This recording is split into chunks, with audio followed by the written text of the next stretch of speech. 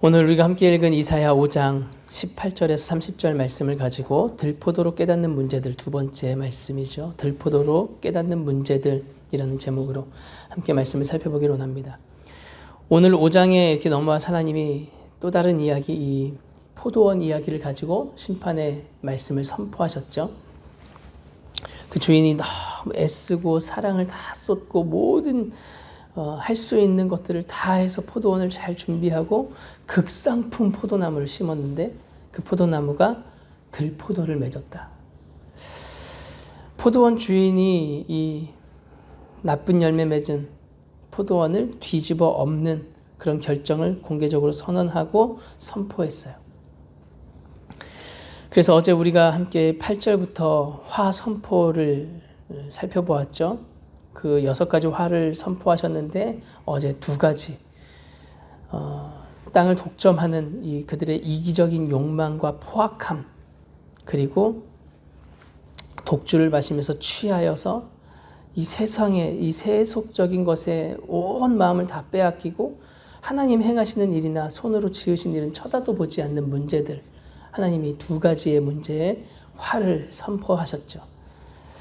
오늘은 여기에 이어지는 4가지 화를 함께 살펴보면서 하나님이 어떤 화를 선포하셨는가, 그 문제는 무엇인가를 함께 살펴보기로 하네요.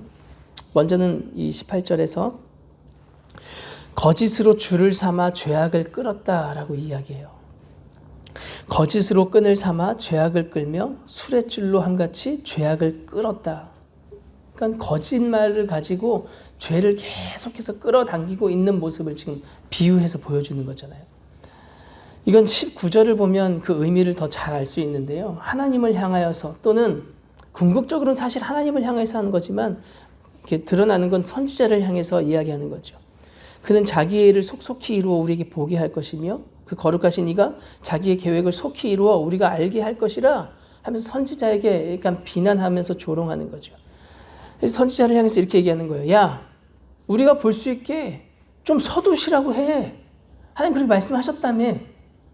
하나님이 그렇게 예언한 게 이루어지나 한번 우리가 좀 한번 보자. 이렇게 조롱하는 거죠. 이건 사실 하나님을 향하여서 하나님 살아계시면 하나님 뭐라도 좀 해보세요. 뭐 이렇게 따지는 듯한 모습인 거죠. 더군다나 지금 이렇게 따지고 있는 사람들이 이방인들이 아니라 이스라엘 사람들이라는 것을 생각해 보면 하나님을 분명하게 인식하고 있다는 걸 우리가 생각하면 하나님을 향한 조롱인 거죠. 좀 더 포괄적으로 하면 이런 안일함까지 포함되지 않을까 하는 생각이 들어요. 하나님이 하실 거야. 에이, 뭐 우리가 뭐 할 거 더 있어? 하나님이 다 이루실 건데 뭐. 이렇게 안일하게 막연한 믿음을 가지고 있는 것까지도 다 포함되지 않나 하는 생각이 들어요. 우리 안에 이런 하나님을 비난하고 하나님을 조롱하고 그런 것 같진 않지만 하나님을 무시하고 하나님을 불신하는 불신앙의 문제가 혹시 있지 않은가, 이 문제를 우리 한번 짚어봐야 하죠. 분명히 이것은 하나님을 경홀히 여기고 시험하는 거죠. 하나님을 향해서 불신하고 스스로가 하나님을 향해 등 돌려 있다는 사실을 지금 이 모습이 보여주고 있는 거란 말이죠. 이건요, 하나님을 기준 삼느냐 기준 삼지 않느냐의 문제, 사실 거기에서부터 비롯되죠. 하나님도 우리의 자유의지를 꺾지 않으시는 그 사랑이 많으시고 인격적인 교제를 하시는 분이세요. 그런과 동시에 하나님 역시 하나님의 말씀과 하나님의 계획하심을 하나님의 시간과 하나님의 결정에 따라서 하시는 분이시죠. 그걸 우리가 강요하거나 왜 하지 하나님 이렇게 안 하세요? 라고 따질 문제가 아니란 말이에요. 근데 이스라엘 백성들은 지금 그 문제에 빠져 있는 거죠. 하나님을 향하여서 정면으로 도전하고 정면으로 부인하고 있는, 하나님을 향해서 등 돌리고 있는 이 문제를 하나님이 들포도를 맺었다라고 말씀하시면서 심판을 선포하시는 거예요.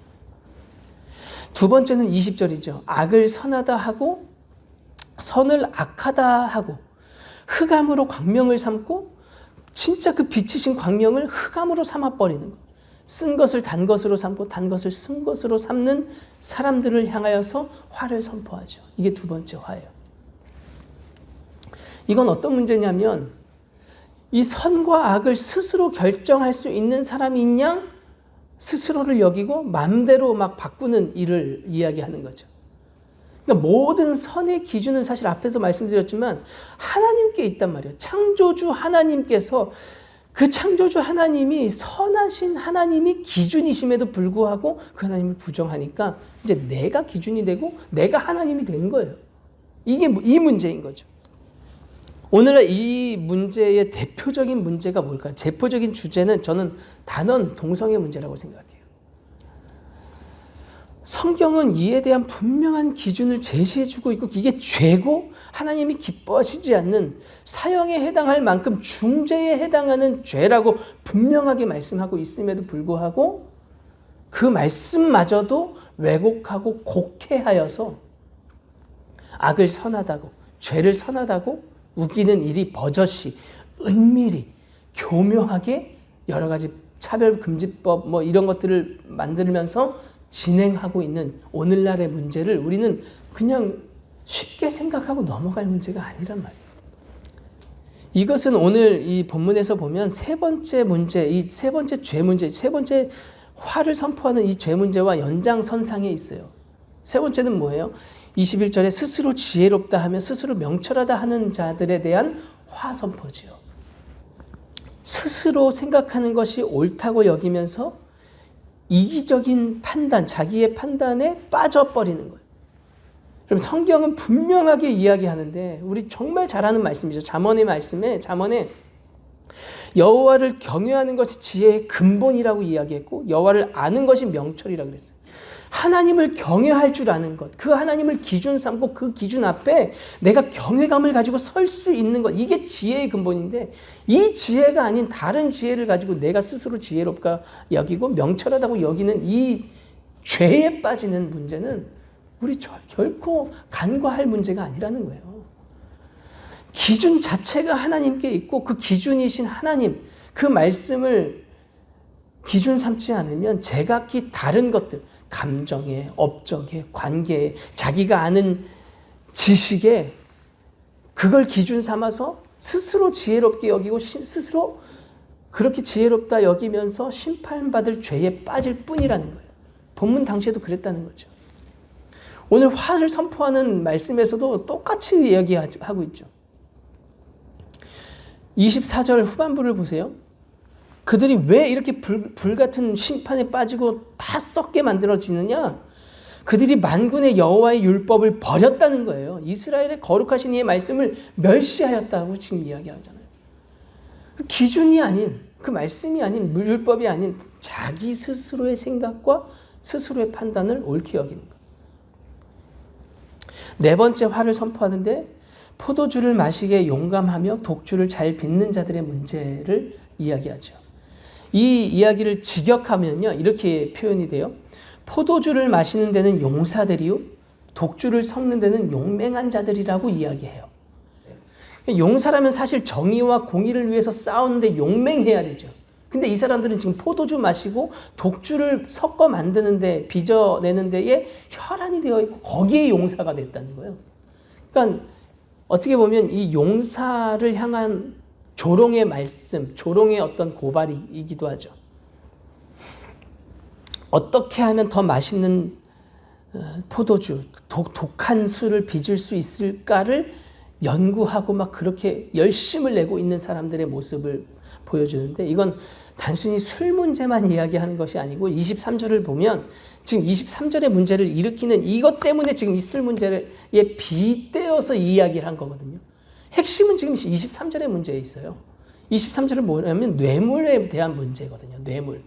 뇌물을 주고받는 것을 통해서 거기에 얽매여서 선과 정의와 공의를 버려버린 사람들에 대한 심판의 메시지예요. 그러니까 더 독한 술을 빚는다는 것은요. 그 목적이 뇌물을 주는 거에 있어요. 어떻게 하면 이 뇌물을 잘 주어서 이 독한 술로 올가맬 것이냐. 뇌물을 받았다는 것은 달리 말하면 독한 술에 빠진 거예요.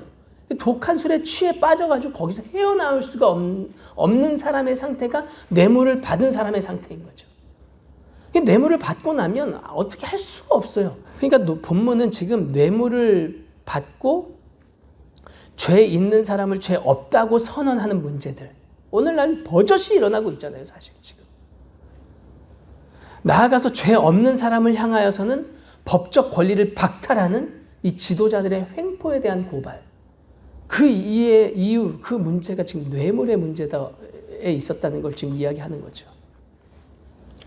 본문 25절에서 30절 우리가 살펴보지 못하지만 그 뒤에 어떻게 무섭게 이 포도원담을 허물었을 때 먹힘을 당하는 것이 얼마나 무서운 심판이냐, 이거에 대한 이야기죠. 땅끝에서부터 올라오는 그 중무장한 그 무서운 군대에 의해서 막 짓밟히고 황무지가 되어질 수밖에 없는 이 심판. 저는 오늘날 이 말씀이 오늘날 우리를 향한 진짜 무서운 경고가 되어지고 우리에게 회개를 촉구하는 말씀이라고 생각해요. 하나님 앞에 우리가 회개하고 앞선 이 문제들을 용인하고 침묵하고 있는 우리의 문제들도 분명하게 하나님 앞에 회개하고 돌이켜서 우리 자신부터 하나님 앞에 바른 기준 세우고 그 말씀 앞에 하나님 앞에 서서 그가 기대하시는 공의와 정의를 드러내는, 온전히 살아내는 그런 삶을 살아내는 그런 저와 여러분 다 되시기를 예수님의 이름으로 축복합니다. 우리 함께 기도하겠습니다.